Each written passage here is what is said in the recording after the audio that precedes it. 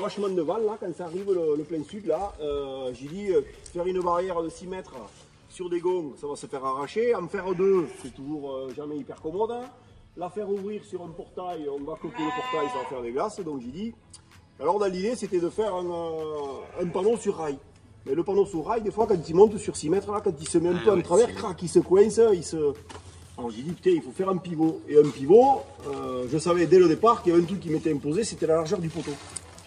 Et donc j'ai dit, il faut que la barrière, le mécanisme, quel qu'il soit, rentre dans l'épaisseur du poteau.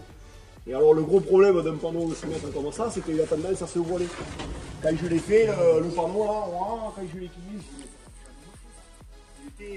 il se gimblait quoi, le truc. Et alors du coup, j'ai dit, ben, il faut faire comme la tour Eiffel, alors attention.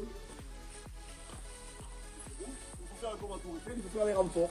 Donc du coup, j'ai fait monter un point d'accroche ici pour rebasculer pour pas que le branchement. J'ai fait pareil au milieu. Et au milieu, je l'ai même désaxé.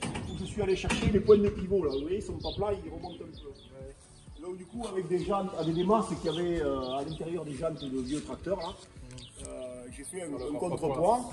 Et il faut que tout rentre dans l'épaisseur du poteau. Parce qu'en fait, quand je cure, je passe, le seul truc qu'elle comprend, c'est le débordement de la masse, il y a assez haut. Et donc du coup, j'ai fait ça. Ça, je l'ai récupéré, c'est le fond du tapis, c'est les plaques d'OSB. Et donc voilà, et même la nuit, comme je l'ai fait assez haute, je laisse le portail ouvert, ça va un petit peu, ça... La manette du milieu. Et la manette du milieu, alors bon, il faut un peu de... J'ouvre pour pas aller d'un côté et de l'autre.